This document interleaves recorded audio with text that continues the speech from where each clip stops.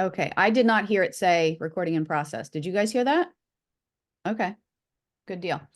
All right, well, we're at week 5. We are halfway through the accelerator program. So congratulations for making it to this point and continuing to show up.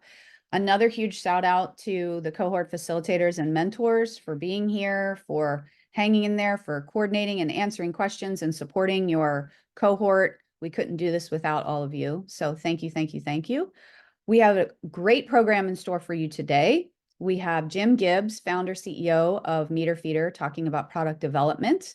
So we're going to move quickly into his program in a moment after you get to hear from Lindy, our amazing sponsor and cohort facilitator. And then after Jim, we have Angela Jackson dialing in.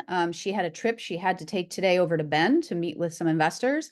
And so that she will be dialing in from the phone, from the car. If her signal isn't great and she drops, we'll have her join another session. We also have Shashi on, who is with Portland Seed Fund, who can answer some of the questions, but likely we'll have to have Angela back if there's any issues there. Also, depending on where we are in the program, we may move the breakout to the very end. Just want to let you guys know you have time for Q&A with the amazing Jim that we have joining us today. There was also a lot of emails and questions you guys sent me around eligibility for the pitch coach. We'll get to that at the end as well. And I did respond to some of you, not all of you. But without further ado, I'm going to hand it over to Lindy with Rational Unicorn. Thank you for being our sponsor. Yeah, thanks for having us, Caroline. Good morning, everyone. I'm so happy to be with you here today. Do you ever just have those moments where your heart is full of gratitude, where you're like, I can't believe my life has reached this point. How did I get here? I don't have a slide to share with you, so hopefully this is being recorded, but if not, take out your pencils and pens because I have 3 really important tips to share with you about how to work effectively with a lawyer. You in your businesses will spend thousands and thousands of dollars with lawyers over the course of your business. And that's good news, hopefully, because your lawyer should be helping move your business forward. But let's make the most of the dollars that you spend with them and the time that you spend with them. So I have 3 tips for you. The first one is make sure that your lawyer is a good fit for you. Every business here, most of you should be looking for a good general counsel. That means you're looking for somebody that has corporate governance experience, that knows employment law, that has a working understanding of privacy laws, that can talk you through some tax basics, and that also knows some security regulations and how to raise money right. So when you're looking for an attorney, you're looking for a good, well-rounded group of people with those skills and talents. The other half to fit, though, is how do they fit with you? You deserve to have an attorney that you really like and enjoy working with. And while that might seem like a tall order, it's really not. There are hundreds and hundreds of attorneys out there, and I encourage you to shop around and find the one that really resonates with you. You deserve to have an attorney who's a good communicator, who listens to what you're going through, who works to understand your goals and is working to help you achieve them. So if you don't feel like it's a good fit, keep moving. Your attorney's like your doctor. You're going to talk to them when things are great and when things are not great. So you want to make sure you have somebody who's approachable and you really feel comfortable with. The second thing that I want to counsel you on is be assertive when you're working with your attorney. It's okay to ask for things like, how much do you estimate I should budget for this? What do you think this is going to cost? Because we're not talking litigation here. We're not talking about massive uncertainty. We're talking about corporate governance type things. And every good, experienced attorney should be able to give you a reasonable quote for what, or a budget for what you should expect those services to cost. So be assertive. Communicate with your attorney, be responsive if they have questions. If you have timelines, tell your attorney. Also keep in mind that the best attorneys are always really busy, but they will also move heaven and earth to make sure that your needs are met. So make sure you find that person. And lastly, I just want to encourage you to keep in mind your attorney works for you. Your attorney works for you. You are their boss. Please do not work with an attorney that makes you feel small or stupid. There are a lot of attorneys out there that think just because we know the law, we might understand your business and we might know everything about it. And that is a huge misconception. Attorneys, by and large, do not know business, and we don't know what it's like to be in your shoes as a business owner building a company. So remember, your attorney works for you. And if it's not working out for them, or you feel like they're not listening to you, they're not able to explain things to you, they're not able to help you understand the importance of what you're saying, it's time to move on. You deserve to find an attorney that, like I said, that really is willing to work well with you and that will listen and help you achieve your goals. Yes, exactly, Shashi. The lawyer is there to help you manage risk, not run your business. That's 100% too. I appreciate it. Okay, that's all I'm going to share. Take good care, everyone. Thanks for being here. Great. Thank you so much for that. I'm also putting a link into the chat for the resource folder where you can find the homework and all the materials. You send your homework then to your cohort facilitators and they will file it for you. Thank you, Lindy. That's excellent feedback. I can't tell you, I wish I would have known that in my first startup back in 2006 and 7, because I picked the wrong attorney as well.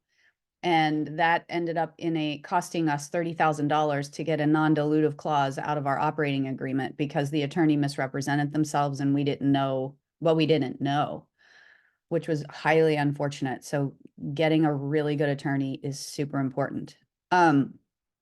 Did we lose Jim? Oh no, Jim is back. Okay, great. I thought for a moment Jim fell off the call. Jim, can you hear us? Are you there?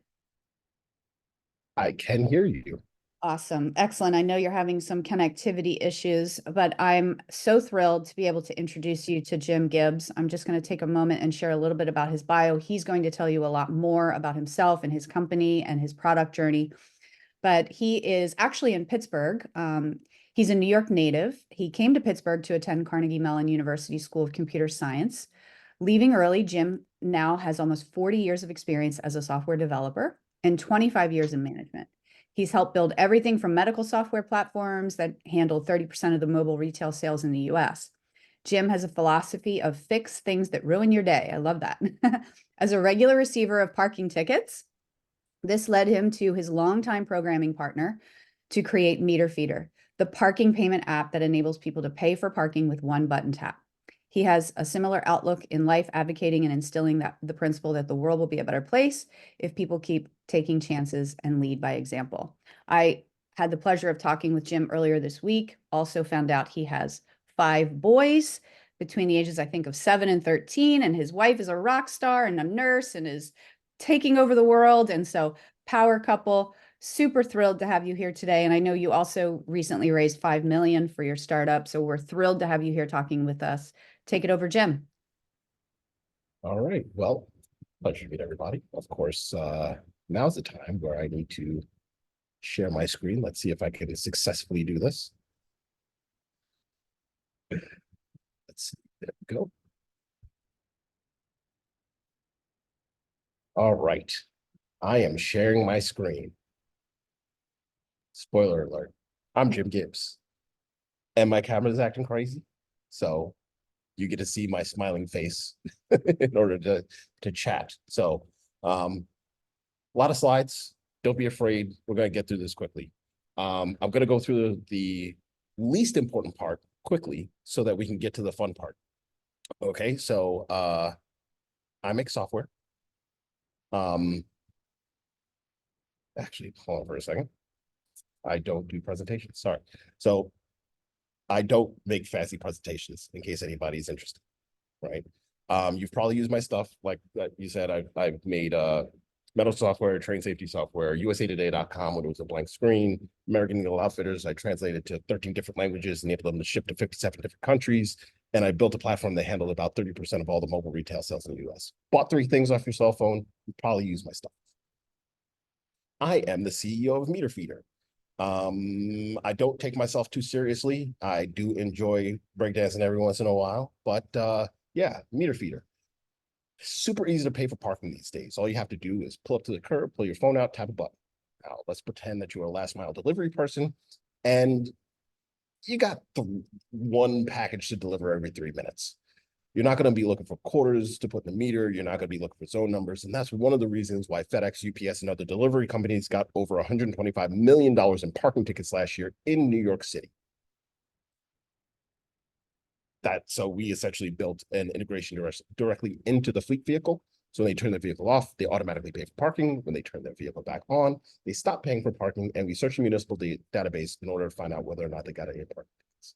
If we found parking tickets, we send it to the fleet manager. They save about 40% because of no more fine escalations. Always problems. Nevertheless, we're going to go over what you're actually here for, right? We're going to talk about product. We're going to first start with for the non-tech folks.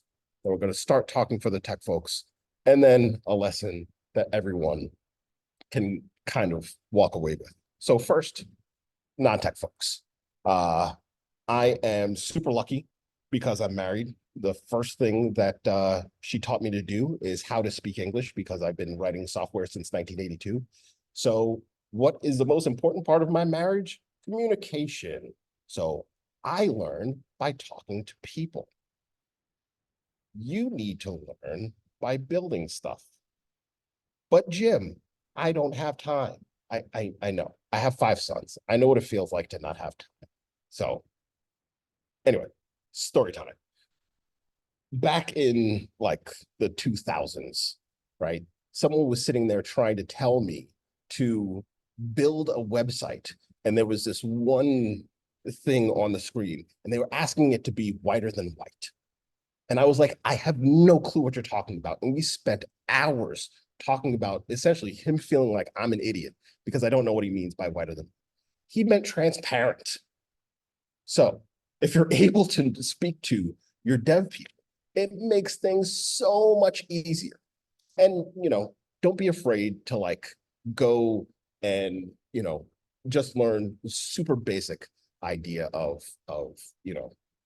what it is you're building. So for that's concerned, that's not wasting time by understanding what it is that you're building. And if you don't understand what the people are talking about around you that are building your thing, ask an LLM. Fully understand your stack. But here's the secret that no one will tell you is that your dev people, the reason why they poo-poo all of the other technology and says that your technology is the best is because that's the only one that they really understand. If they're a JavaScript developer, they say they like JavaScript. If they're a Python developer, they say they like Python. Go, Rust, MongoDB, PostgreSQL, anything. They can all get the job done. But the reason why you're choosing it is because the tech guy inside your organization knows how to use it. So, yeah. Here's another pro tip. If you have software, please do not outsource. The key is the people that you're outsourcing to, it's their job to charge hours. If they're internally, everyone's supposed to be aligned. And if they're not aligned, you're firing. So if you must outsource, remember to learn the stack.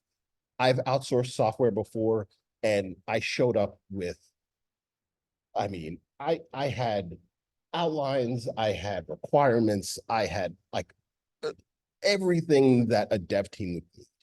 And it was still 3 times as expensive, and it was still 6 months late. So, and I knew the stack. So, yeah. If I had trouble getting them to getting it across the finish line, you should probably understand the stack as well. Another great pro tip is to create. Sorry to interrupt you. Just a couple clarification questions. Sure. Can you share who and what an LLM is, and then also what a stack is? Thank you so much. Yeah. LLM is a large language model. You'll hear about ChatGPT. You'll hear about Gemini, Claude, like, all of these folks, large language models. Just choose whichever one that you want. They're free. You can go and look for Pi if you want somebody to talk to that's not real. Just find a large language model online and, just ask them questions, and they can't judge you because they're not real people. So, yeah. So if you're asking them the questions that you're afraid to ask everybody else, ask the question and then document it. so that other people who come along who are just like, I have no clue what an LLM is, they can feel comfortable looking at the glossary and just being like, oh, it's a large language model. What was your other question? Like describe a tech stack, like what a stack is. Tech stack. Okay. So for example, generally speaking, if you're building an online application or an app or something like that, you have what's referred to as the front end, which is what the person interacts with. You have the back end, which is an API, and you know, the database where all of the database is stored, right? So if you're using a web interface, it's going to turn into HTML, JavaScript, CSS. At the end of the day, that's all it is. Then as far as the backend is concerned, you could use whatever. It's just as long as the servers understand what it is that you're building. So long story short, understand at least what it is that they're using, what your tech team is using, so that you can actually, you know, have somewhat educated conversations about what they're building. Does that make any sense? Yes, thank you. Okay, I backed you up with some links in the chat. Thanks, Shashi, for doing that. thank you. So again, don't know what something is, put in the glossaries. Use large language models if you get stuck. But the key is, once you put it in the glossary, you need to enforce the terminology. So let me give you some examples of things that I've heard over my storied career, right? People have said that Java is JavaScript. That is incorrect. People have said that Git is GitHub. That is incorrect. And this is sort of my downfall. Is like, we just started building random products and I was like, oh, that's vertical integration. That is not vertical integration. So anyway, here's a bonus tip, bonus point. Devs never work as fast as you want them to. So essentially what you want to do is like, look at yourself like the coach. I'm not going to use specific sports terminology because yes, I'm in Pittsburgh. No, I'm not a sports fan. But if the coach is yelling at the quarterback and saying, when are you going to score? Quarterback is clearly going to be like, as fast as I can. I want to score as badly as you do. But it's hard. It's hard. Like, I can't just walk out there and do the thing. So just remember, devs are people too. Okay. With that being said, we're going to move into tech folks. Tech folks, my people. You're my people. Fortunately, you have to speak to people. And I mean, yeah, you have to talk to other developers, but it's also important for you to talk to customers. So remember, the goal, especially of the stage that you're in, is to find product market fit. So like fit your product in with a market. And that is hard, especially if you don't know the market. So there's this wonderful book that I read. It's called The Mom Test. And essentially, the idea is your mom, well, everyone, including your mom, will lie to you in order to make you feel good, right? But the key is, how do you know that your product is what they want? Did they respond like this? If not, they're probably lying to you and trying to just make you feel good about yourself. So here's a few things, a few pointers to walk away with. Step one, talk about their life. What are they doing? You know, what problem are you trying to solve, right? Step two, ask about the specifics. If they are talking about like, you know, oh, like hyperbole or whatever, like, no, don't like get the specific thing that goes through. If you're like doing the HR process or whatever, like walk them through have them walk you through the process and you can actually see the pain that they're solving. Step three, quiet. And just listen to them. Because if you're able to listen, then notice, like, this is the last step. The last step is not to sell them. The last step is to actually listen to what it is that they need so that you can actually get honest feedback, right? So if you're fishing for the yes, there's no possible way that you're going to be able to get to the truth. So I will say this again. Don't step, right? Story time. So I went to, I was doing parking enforcement. Oh, we sold our first municipality, right? And as we were walking out, the people were like, hey, Jim, we're going to be able to pay for parking. This is great, but we write handwritten tickets. How in the world are we going to find out if somebody pays digitally? And I said, cool, I'll bring parking enforcement next time, our meeting next week. So we went home and we wrote parking enforcement super quick. The funny thing is, I built it and I was like, this is great. But then I came in and I realized that the parking enforcement officer was 82 years old. And I mean, they literally just could not see the screen. So if I'm building a product in a vacuum, I would have thought, oh, well, he just needs to get better glasses, right? But I was with him and I hung out with him and I saw him write parking tickets. And that's how I was able to build a product that they actually enjoyed. Think about how the user feels afterwards. If they're embarrassed about their eyes, if they're uncomfortable, you need to fix it. Listen to that and then iterate, right? So here's the point for everyone.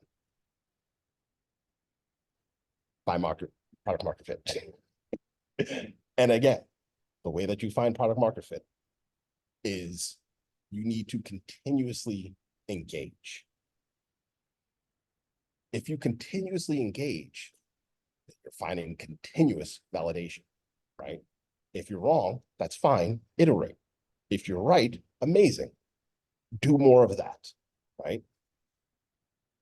I said that it's hard building a good product in a vacuum.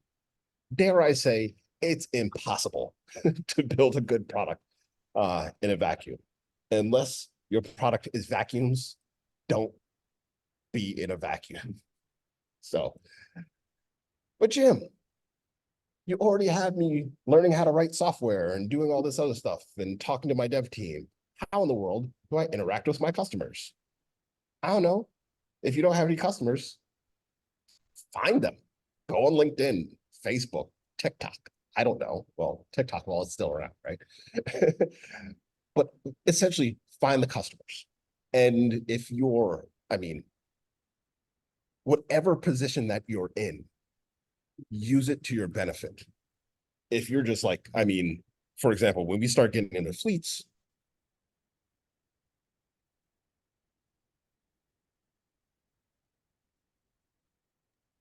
Whoop, Jim, we lost you there. Can you guys hear Jim?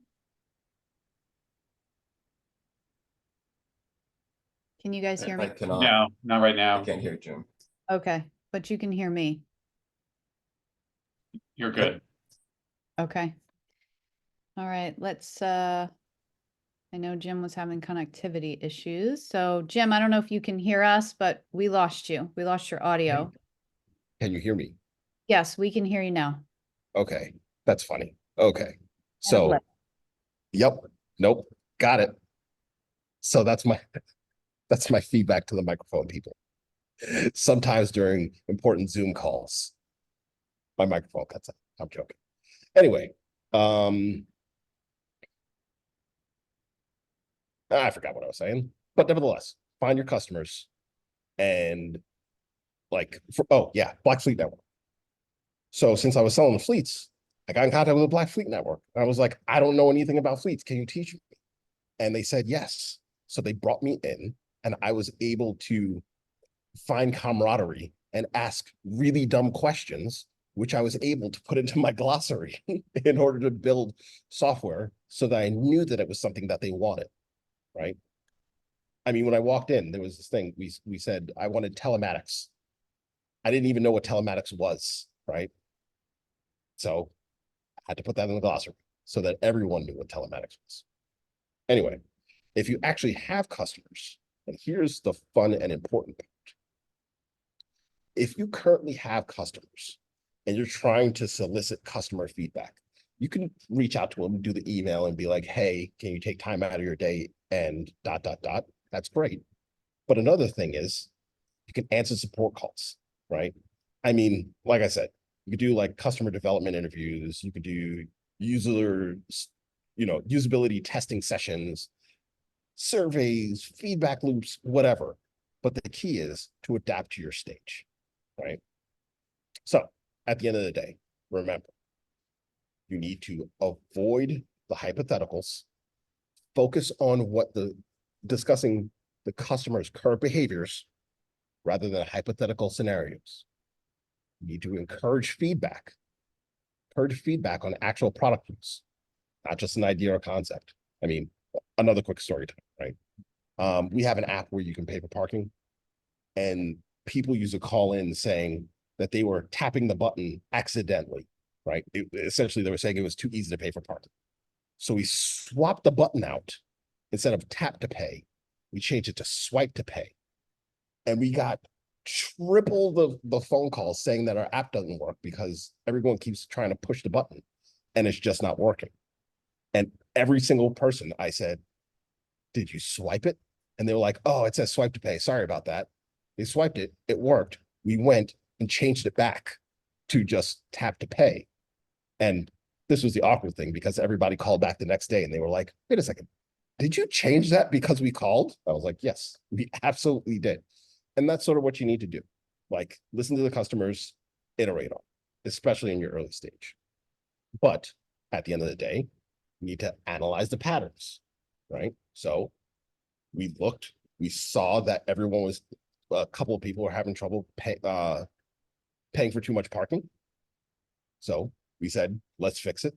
And the pattern was way worse when we changed it to swipe. So we changed it back. So analyze the feedback and use it as a guide to product adjustments and iterations. So in summary, developers are people. Customers are people. Talk to them. Thank you. Great. Thank you, Jim. Appreciate it. That was awesome. Nice and clear and to the point. If you want to stop your screen share, we can open it up for questions to the group. And I don't know if you want to test putting your video back on. We'll test that momentarily and see if that works. That's funny. Let's see. Maybe. Well, it was kind of like you were in a spaceship. Looked like the Matrix. It totally looked like the Matrix. I am in the Matrix. That's what we thought. Okay, thank you so much for sharing your story and your journey with us. Let's open it up for questions. You guys want to use the raise hand feature and ask Jim a question? I know several of you had questions. Yes, Stephanie, go for it. Thank you for that incredibly short and succinct presentation. I absorbed all of it and it was really resonating with me a lot. The story about no matter how succinct your team is for devs. I'm actually in the process of interviewing 3 offshore India teams, but I also have a CTO that's ex-Meta and Google. And I think we both should just keep developing and making the MVP. We're going to present it to New York Times. I just officially signed on the ex-Huffington Post CTO. We just formalized the partnership as you were talking. So I'm excited, but back to the devs, the offshore. I really love working with India offshore devs just because I've worked for these consulting teams based out of India, nearshore, onshore. How can you ensure that you're getting the right project done? Like say maybe we start with like a small POC and put some work, like maybe some of the in-between work, like UI, UX, like light work. Would you recommend that when we're presenting to a big company like New York Times? And the reason why I ask is that I have a DevOps engineer, I have my CTO, 20 plus years in the technical space, news background, but we do know we need a team to fill in the holes potentially for this. What would you recommend in vetting these? Because we have 3 teams on the plate from India. I don't know which one to choose. Or is there like a Rolodex of questions you would ask? How would you go about this? I mean, there are a good number of questions that you can ask, right? But as I told you earlier, even with my knowledge, right, expansive knowledge, I I could have literally by myself written all of the software that the entire team wrote I bet. in course of like a year and a half. I was like, it But should I not. imagine the reason why you wanted to hire someone, Jim, is that you knew down the road you couldn't do all things, being a father of Exactly. 5. Well, yeah. So I mean, and that's the thing, right? So my co-founder and I, we've been working together for about 25 years, right? So like our first piece of software is old enough to have graduated from grad school, right? So we have a lot of background together. The thing is, so this is what you're going to find out. Someone is going to build something for you. And you're going to say, it is good. Going to put it out there, and it's going to do most of the things that you want, right? The next person is going to come in and say, I don't know what that does. That's trash. You should start from scratch. Now, I'm not saying that it will, it will probably happen. I'd say about a 95% chance. So that's the reason why I usually advocate for, especially for the main core parts of the application to be built internally.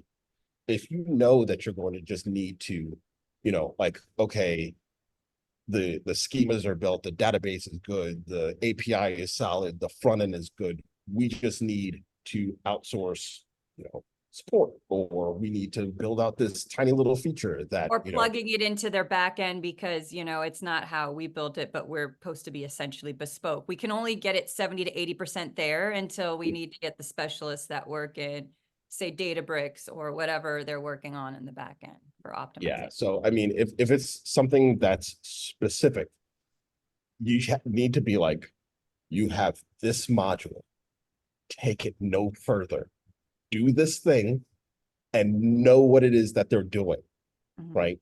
Like they need to come to you with a list of requirements, and this is all, and it's like, oh, it should do this, or it might do that. Nope, it must do this. It shall do that. It will do this. And you go down the list, and everything is tested.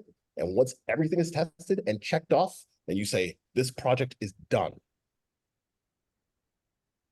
Like you need to be like there's no feeling, no emotion. It's just bits and bytes.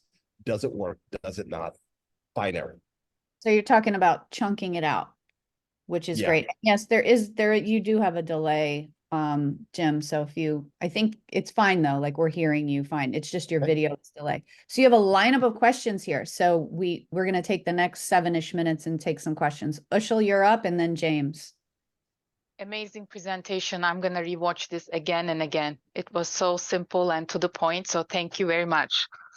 My question is, so I'm an engineer with a PhD in the industry more than 15 years. I know how this tech stack needs to be done, and I have all the plans and know how to do it very well.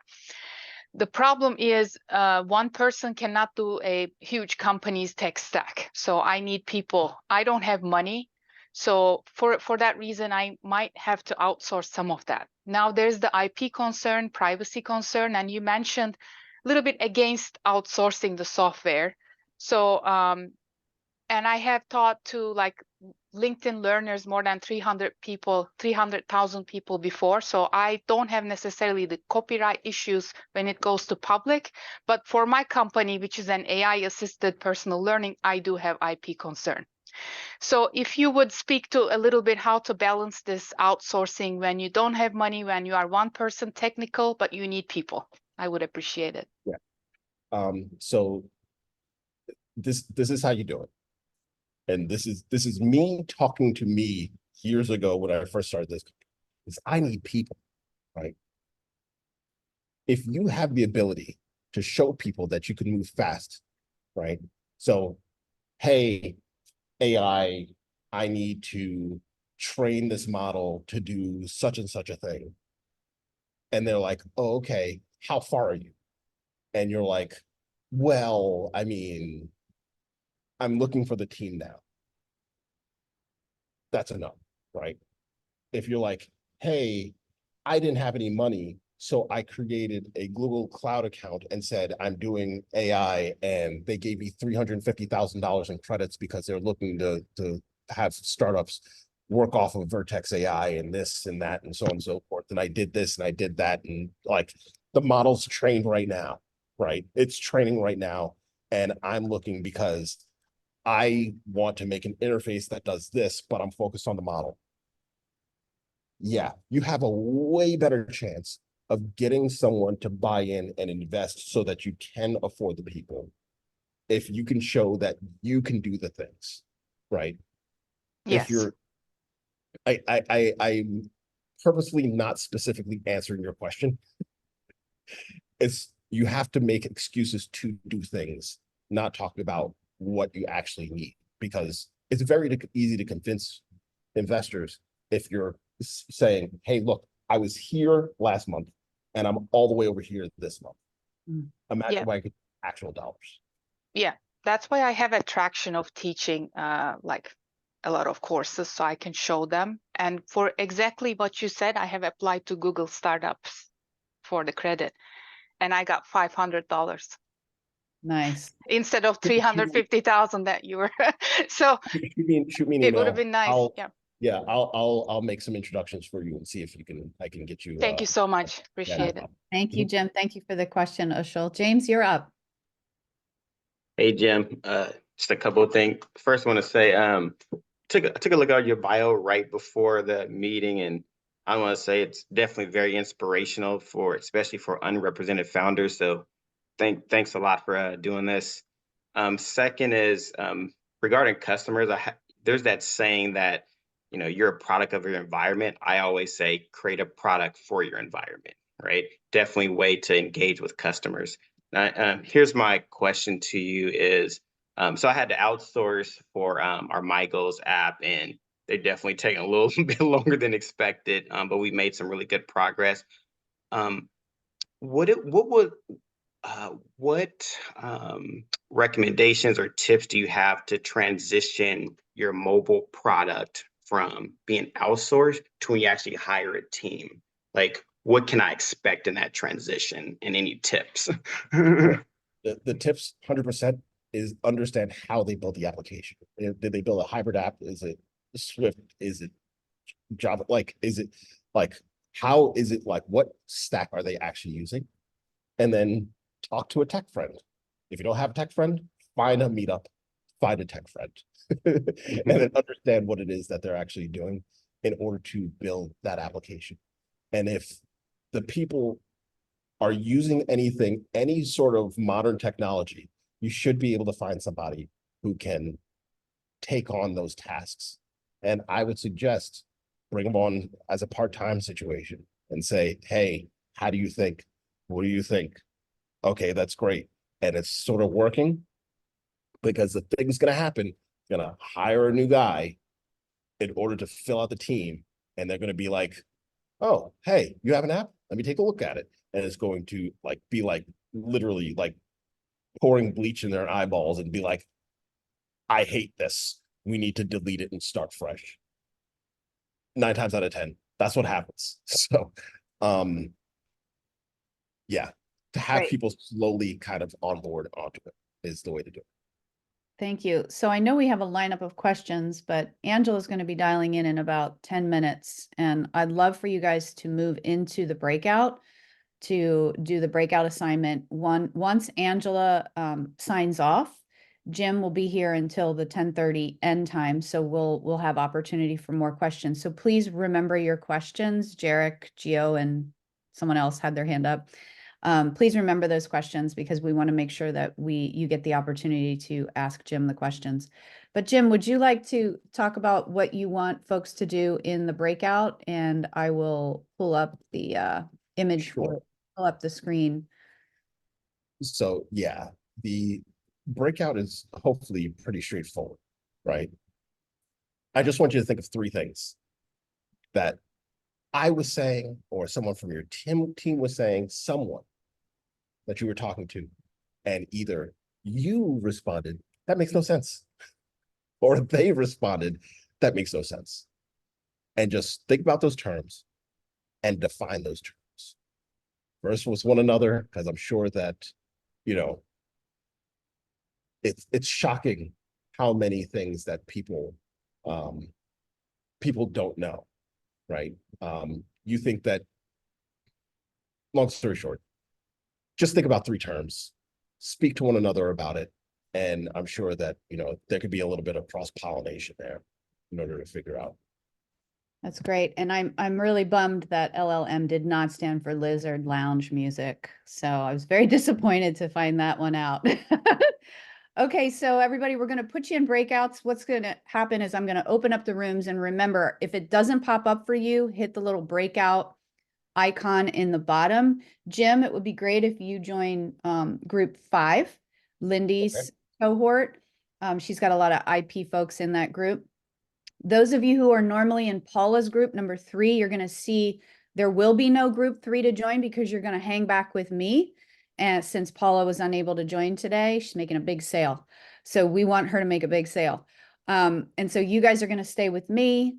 We're going to be in there about 12-ish minutes, and then we'll come back. Hopefully Angela will be on, and then we'll jump into Angela's session. So we'll have time at the end for more questions. Okay, great job, Jim. Thank you so much. I'm opening the rooms now. So click on the little breakout icon at the bottom and scroll down and pick your room number. And remember, Paula's group's going to hang back here with me. Have fun. That's funny. I don't remember which I'm supposed to be in. You're in 5. When it pops up, scroll down and then pick Lindy's group 5. Got it. Thank Please. you.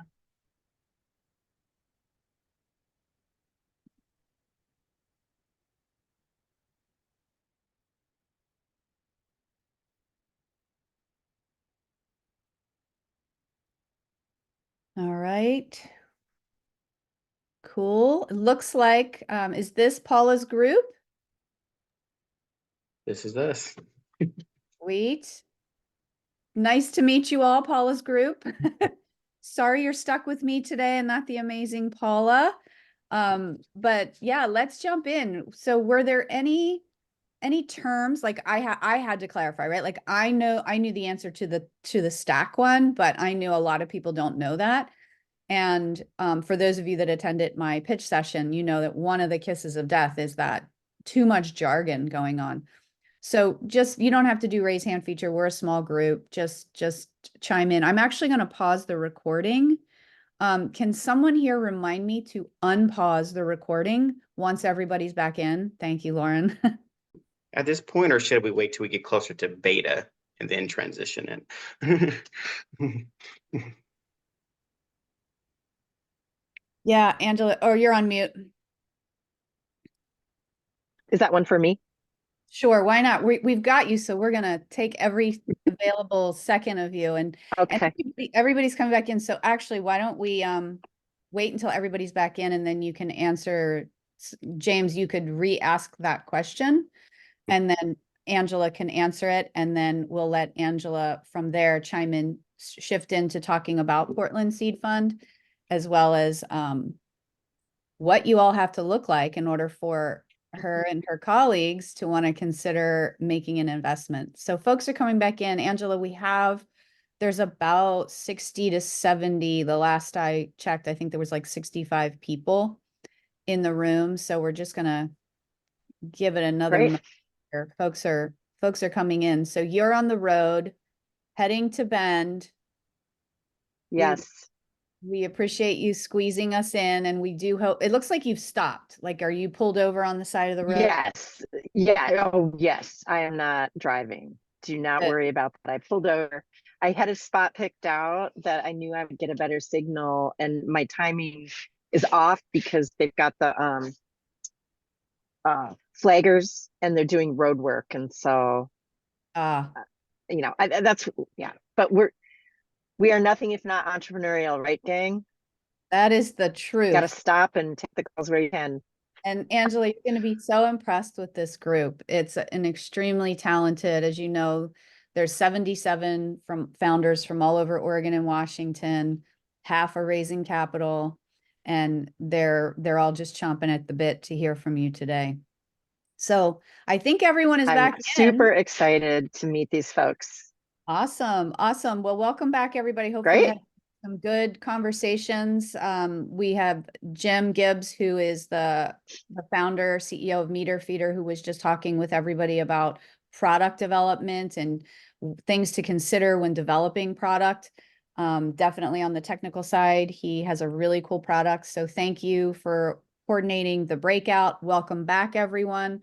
We have Angela Jackson with us from the Portland Seed Fund, who I just want to say has been a dear friend of mine since the early days, like 2006, 7, right, Angela? Like back in the day when Yes, it was all just new. There was really no ecosystem in place. There was teeny tiny I funds, know. Venture, Angel Oregon, and we met. And Angela has been an incredible confidant, colleague to me over the years, like 15, 16 years now. So thank you for being here. I'm going to hand it over to you to tell us more about PSF and what you're looking for in investments. Sure. Well, thank you for that nice intro, Caroline. First of all, back at you. And I just say the older and wiser I get, the more I really value those ties from way back. And I feel like in some ways it's like that sister thing where you can pick up the phone anytime and, you know, we just have an understanding of what we've been through together, as an ecosystem, as individuals, as organizations, as a state. And anyway, so it's my honor, and I'll just apologize to everyone in advance. I may drop off and have to pop back on because I have terrible internet. I'm in a beautiful location on the Santiam River on my way to Bend for a meeting. But let me first congratulate you on taking this step with Rain. I'm delighted that we're in this partnership with Rain because our ecosystem was missing, in my opinion, a steady and competent acceleration arm, I guess, that, you know, could do quality work that wasn't just attending one thing for 3 hours and hope you figure out the rest, or, oh, you know, here's this workshop, but I can't make it that day. Having this sustained accelerator, tech accelerator, often for companies or people who have not had access to that kind of attention and acceleration, is just like, it's special. So I was really excited to get word of some of these companies. We are interested in watching them for investment potential, and I'll tell you more about that. But again, just know that we are watching when this quality mentorship acceleration happens, because we know good things can come of it when they happen with dedicated, great founders. So I hear you'd like to hear a little bit about Portland Seed Funds and where we're at. So Portland Seed Fund, we've been around since 2010, wrote our first check in 2011. Our North Star has pretty much stayed the same. We invest sector agnostic in companies with capital efficiency and high growth potential. Initially kind of a small check. In the old days with Fund 1, that small check was maybe 25,000. We're now investing out of Fund 4. We've done over 200 investments. Fund 4, our first check is probably 100. If it's a super early company, but we still really like it, we might only do 50. If it's a little bit later, we might do 150. But here's the important point. If you have decided to go down the capital path, raising path, which I understand you have, if you're on this call, or at least considering it, it's, you know, it's a great path for some and other ideas are better for others. It's really up to you and your company. But knowing that we also, besides making that one-time investment, have mentally and in our business model raised enough money and reserved additional capital to continue to invest along the way with you as the company grows, is something not a lot of funds do. So as you go out on your capital path, you're going to meet a lot of investors and they're going to ask you a ton of questions. I would just like to let you know, you also can ask investors questions. It's a relationship. It's a long-time relationship, and you should only get into relationships with people you want to be in long-term relationships with, because it's you know, starting a company, you want it to happen in 5 years. It's going to take 9. Maybe it takes 14. So it's going to be a long journey. So I think it's fair for you to ask people who are talking to you about making an investment if they plan to reserve money for follow-on investment when the company might need additional rounds as it grows. That's a fair question. So Portland Seed Fund 4 is the one we're on. We're actively seeking companies. When I say sector agnostic, capital efficiency with high growth potential, like what does that actually mean, right? Couple things. It can mean tech, just kind of pure tech that you can kind of start on your laptop with minimal cost. It's really more your time than any physical costs, say compared to if you were starting a coffee shop or, you know, building a product, hardware, or a, you know, consumer packaged good. Like those have hard costs. You have inventory. So capital efficiency may take that path. It may also take the path that you are able to get money from other sources that don't dilute the ownership in the company, such as grants. Right now is a really great time if you're in some deeper science and technology areas to explore and learn about grants from the federal government, also the state government, maybe even local government in certain cases. That gives you some money to make progress on your company without, they don't want ownership or shares. Private investors love that because you're kind of making progress on someone else's dime, and then they come in early and get to start the ownership game. So capital efficiency might take the form of, hey, actually, we've already got 8 million into the company, but it all came from the federal government, and this is our first raise from private. So let me pause there for a second because I said a lot. Any term clarification or questions so far? Yeah, go ahead, Anna. Thank you so much, Angela. One question is the Portland Investment Fund always looking for a percentage of ownership in the business in shares, or are there variations from that? It's my first time raising money private, so if you can, Yes. kind of like, okay, thank you.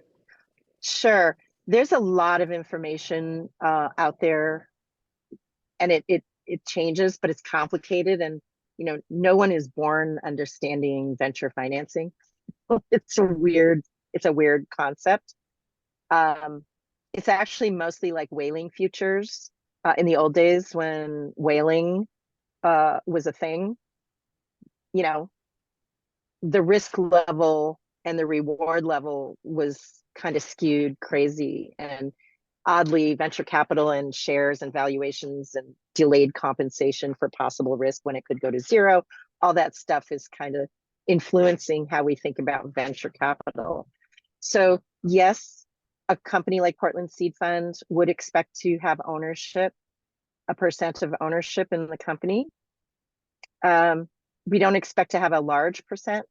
Typically, the size of investment that we make, we're not the biggest investor, we're not the lead investor, and we don't own more than you do. But the actual amounts in there will vary depending on the deal. Does that help? Okay. Yeah, definitely. Thank you. Great, Sure. thank you. We've got a couple other hands up, Lisa and then Kathy. Thank you. Thanks, Angela, for being with us today. I had a question. Well, I wanted to say thank you for mentioning grants. I had a question about where is the best place to look, state, local, federal? Is there a database, or is it just going to all those individual sources? Oh, gosh, is there a database? I don't know the answer to that. I bet someone smarter than me on the call does. Probably Rain does. Yeah, I will say some. Go ahead, Angela, then I'll Go. follow up. Okay, I was just going to say some good places. It really depends. I actually probably maybe know more about federal grant sources than state ones.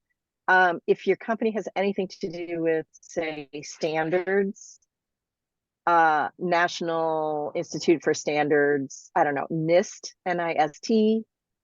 If your company has anything to do with employing people in rural areas, You might be eligible for some Economic Development Administration funding.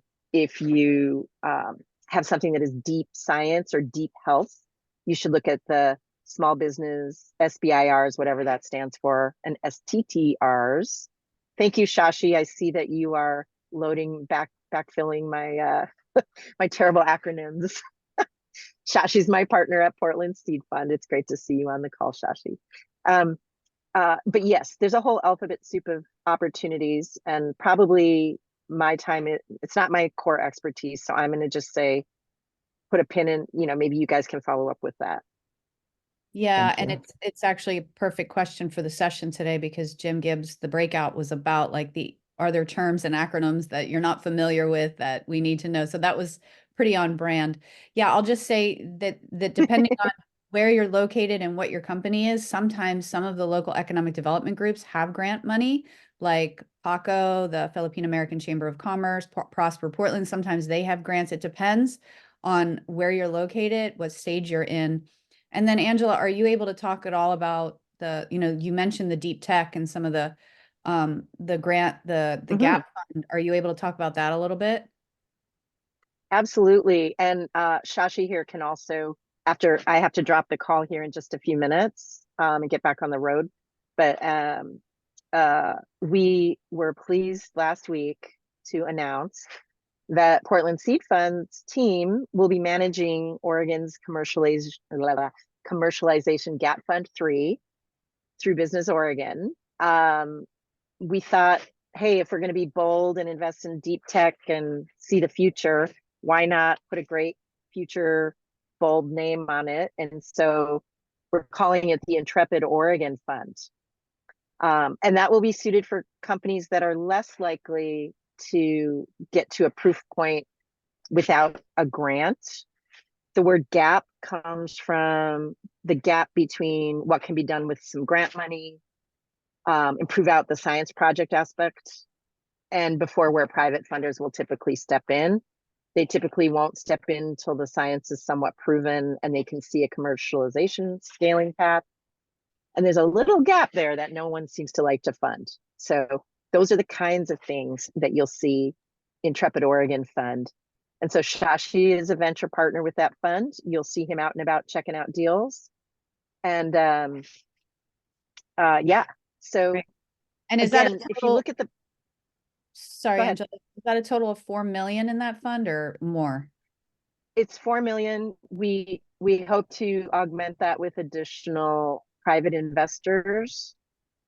But our anchor investor is the state, and so we did announce it, and we're off to the races. We've already made 2 investments. Awesome, congrats. Kathy, you've got your hand up, Thank you. and I think Angela has to go after this question. It'll be short then. So when you're looking at companies, are you also looking at like things like their business structure and how their company is set up, and what are you looking for? Like what entity are you looking for in that sort of thing? Excellent. That's an excellent question. And by the way, if there are follow-up questions, I know Shashi on the phone can answer some of them, or on the Zoom.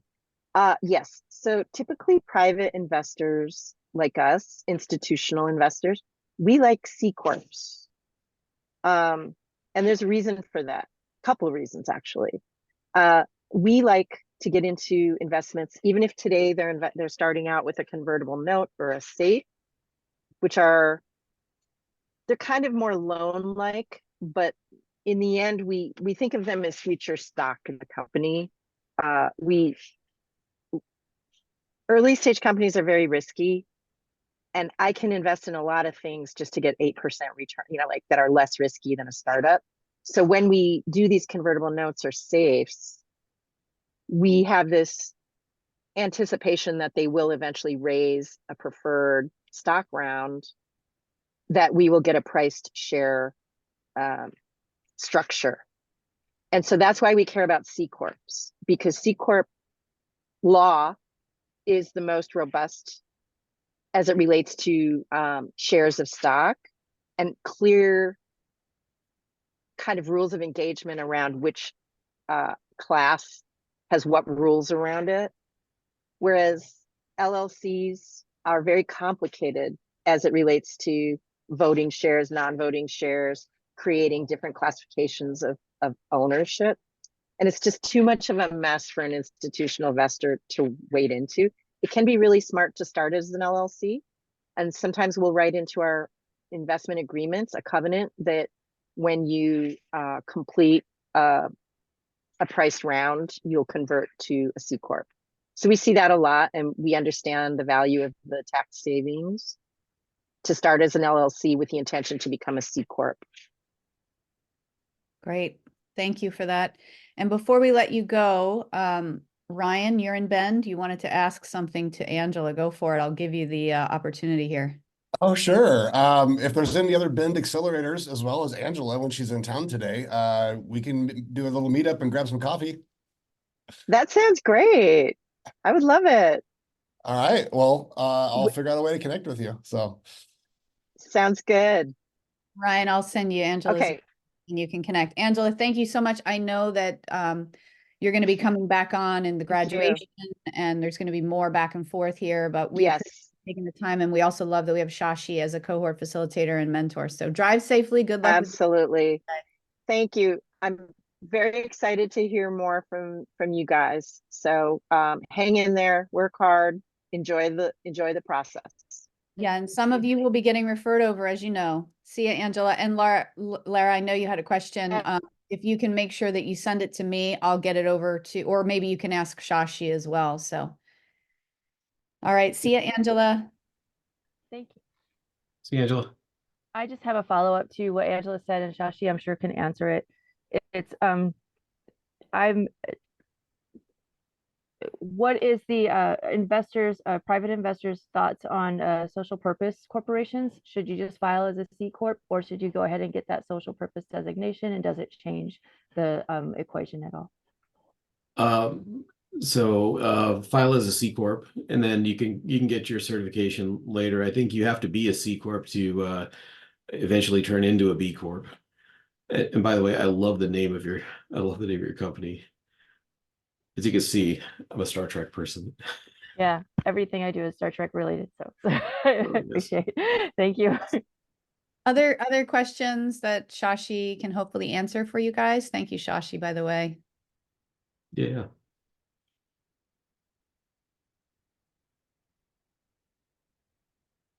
Anybody? What do we got in the chat? Lara, definitely read what Lindy's putting in the chat about B Corps versus C Corps. Okay, will do. Thank you. Great.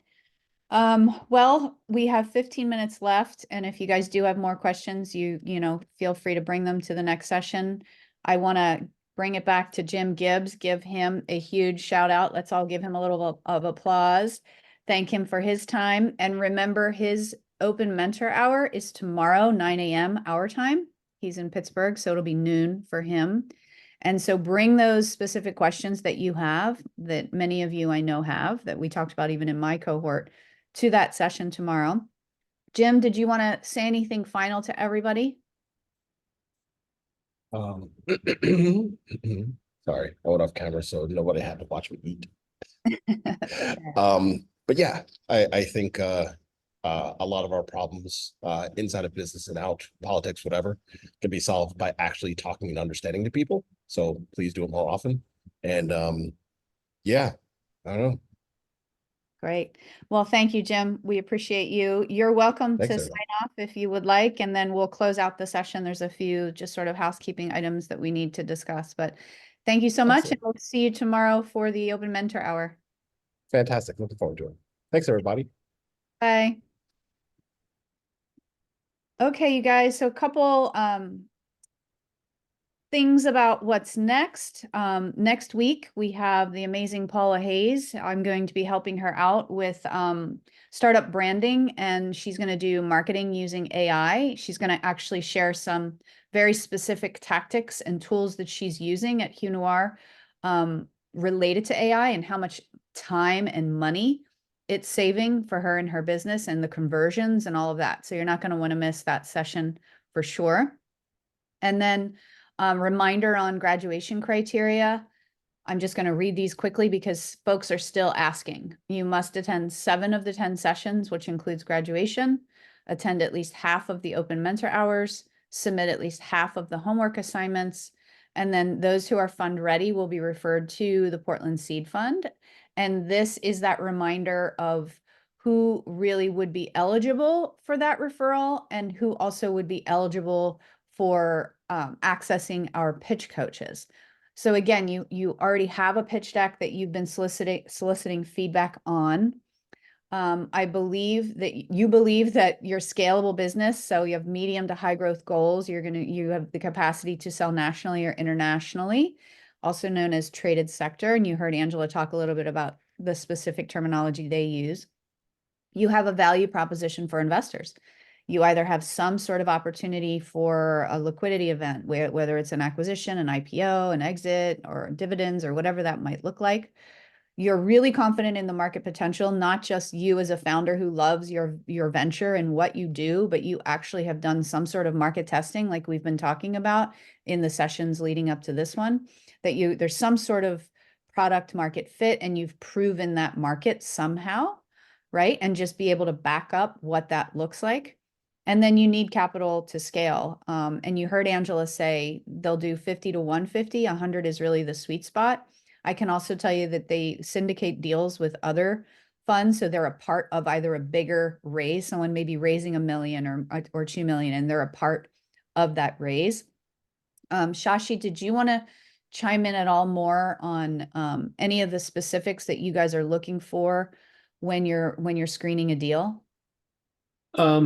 Yeah, we look for a few things. One that you're coming to us with a deep understanding of what the customer is looking for, what problem they're trying to solve, and that you have some understanding that no one else does. You'll hear this from me over and over, that if you want to be backable, then you understand something about your customer that no one else sees, and you're acting on it. If you're coming to say, well, I need funding to build my team, that's that's kind of a weaker position. Just not being, no offense or anything, but you should build as much as you can so that you're coming for funding to scale as opposed to funding to build. There are other ways to get funding to build, like a non-dilutive grant or an SBA loan or friends and family. When you come to venture, they're looking to scale you up and to use their networks to do so. I can even talk a little bit about one of the IOF companies called Solid Carbon. They were invested. The announcement was investment announcement was last week. They make additives to concrete, and you got to wonder, like, is that really deep tech? But when we pulled the covers aside, they had an incredible understanding of the chemistry of concrete and how carbon sequestration worked, and how they could build a series of products that would sequester ever more carbon, and they were able to explain it at my level. And then you ask them to dig a little bit deeper. They had this really nuanced understanding of why the concrete industry wasn't adopting these other competing mixtures. And we put this in front of some experts, and they were like, yeah, this is all new stuff that they hadn't seen before, and really built on a solid foundation of the industry. Whereas we've seen idea stage companies come in and say, well, we're going to use this software or that AI to do the same thing, but they didn't have that depth of understanding. So just in addition to what you showed Caroline, I think you do these things and it'll be a very easy discussion with funders. Thanks, Shashi. Can you also talk about, how they could have the best deal possible, but if the founders, not coachable, or can you talk about like the founding team personality you're looking for? Yeah, absolutely. I'll put a term that is not very polite, but it is something I've seen a lot. It's an asshole. It's a person who takes advice and does the exact opposite. Don't be an asshole. is the extreme way of saying it. So when it's an important thing in an early stage company, and when you bring an investor on, that you take you bring the investor in because they can not only give you funding but material help. And if you're listening to advice, or I gave you the worst case, but if you ignore it repeatedly, it's not really a great signal to the investor, and they may not follow on. So if you're at the point where if you have trouble taking advice, it's something to work on, is my direct thing here. Being coachable means you can hear a thought that you don't necessarily agree with, but you can hold it in your head and not just completely reject it. You will receive feedback from your investors that you don't agree with initially, but that may be right for your business. I've seen this happen on many occasions, and it's not just to make the funders more. It's to help you unlock more of your business. So my advice is to be able to listen to feedback, even if you don't agree with it, and be able to synthesize it into an action plan in some way, not just outright reject it or do the opposite. Right. Excellent advice. Thank you so much, Shashi. I also wanted to give our mentors, our cohort facilitators, if there's anything like advice that you want to give around this topic, or maybe your own personal experience that's a good lessons learned around the capital raising piece and the market ready piece. You guys can just unmute if you want to share. I'll jump in real quick and just say that when I raised $500,000 with my former business partner, we were really keen on having, we had heard so many horror stories of investors telling people what to do, and they would pivot this way and they would pivot that way, and they lost their center. And we had heard that story over and over again, that we went in thinking, we don't really want investors that are going to get into the kitchen so much. We want them to sort of trust that we have an idea. There's a sweet spot between those two places, and I think that now that I look back, we really would have benefited by having the investors in the kitchen a little bit more. And I think it would have helped our business relationship. And so just kind of saying, what Shashi brings up is that it's like those investors are going to have some input. Take the time to consider it. Don't immediately say, yes, we need to do that. And don't immediately say, you're out of the, I don't want it. It's that sweet spot of putting it through your own filter. Just wanted to add that. Yeah, that's great advice, because in the early days of my first venture, we were getting should all over. They're shoulding all over us. You should do this, you should do that, or that's not going to work, or why is if that was so great, someone else would be doing it already, because there are some unsophisticated investors out there, and some cruel, right? So you have to kind of be able to remember to trust your gut. That's why working with accelerator programs who have trusted venture partners like Portland Seed Fund, where we're like, look, these guys are legit. They know what they're doing. We've raised money from them previously, or we've referred people to them. It's really important to have that network. And I want to underscore what Angela said earlier about how venture funds really like when founders have been through accelerator programs before they come to them. They have mentors that they're listening to.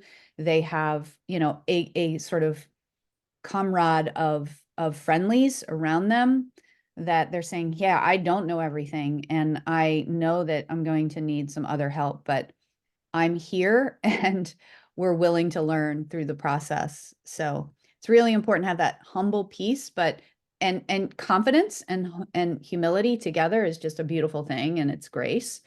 And so I'm seeing it already in many of you. We have time for one more mentor to share, if anyone wants to give more advice on the raising money side. Genevieve, you guys raise capital? We We did a start engine round and then we did friends and family. We did lots of pitching throughout, but ultimately we're a weird niche odd product that nobody could quite justify investing in. And I think they were right. Well, and taking money from friends and family for me is harder than taking it and raising it than it is from getting it from venture funding. So you could probably do a whole separate session on how to do that, how not do that. More Yes, important. totally. And Right. I would also be happy to chat with anyone who is interested in the start engine type of the crowdsource funding. I have lots of opinions about it. So Great. Yeah, thank you. Thank you. We'll have to have you back to do, we're going to do more workshops beyond this. And just to say, like this accelerator program ends mid-June. We are actively out raising capital right now for RAIN to keep this program going beyond so that we can do more of this, because our goal is we want to host a scalerator accelerator same time next year, which essentially would be any companies who already have revenue and are trying to scale, whether it's like, how do you acquire customers? How do you retain customers? How do you grow your team? All of that more focused on, yeah, maybe you raise some capital and you're ready to scale. So I just mentioned that because if anybody does have connections with any foundations that you think might want to fund this program, please send them my way. That, you know, in Oregon and Washington, anywhere in Oregon and Washington, those introductions would be greatly appreciated. Okay, so Sierra, you have your hand up. Go for it. I was just going to say that I do have experience with grant funds. So also to RAIN, because there's a lot of programs that would fund programs like this. And that's a lot of how I got started with my company, although it's not a tech-based company. In Seattle and in Washington, there are a ton of just millions of dollars being thrown in grants. I think right now, if you're a person of color, there's $200 million in grants right now up for grabs. So I'm happy to chat with folks about that for some grant funds. Thank you, Sierra, for offering that. And thank you, Lindy, for not only your sponsorship, but also being a great resource to folks. Please reach out to her. Do not pick the wrong attorney. You want to make sure that right out of the gate, you have the right business partners. They are a part, you're a CPA, your banker, your service providers, your lawyers are a part of your extended team. And I can't tell you how many times when you're raising capital, that's also a question. Who's your attorney? Who are you working with? Who's your CPA? They want to know who your extended team is so that when they give you the investment, they know that you have good counsel supporting you in that process. Well, we are at time, exactly at time. I like to start and end exactly on time. So thank you all again for carving out so much of your time to be here with us. Thank you, Jim. I think he might have hopped off, but I want to give him a shout out, and Angela and Shashi for helping out on the Portland Seed Fund side. Hopefully we'll see you guys tomorrow for the 9 a.m. open mentor hour. And then of course, next week, which we will then be in week 6. So things are moving. Be on the lookout for an email from me in the next week or so about the pitch coaching and where we are with that and who might be eligible for that.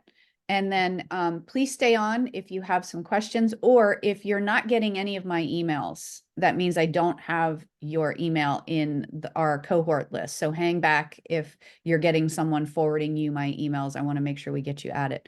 But great job today. Thanks for showing up. I hope you have a wonderful rest of your day. Thank you, everybody.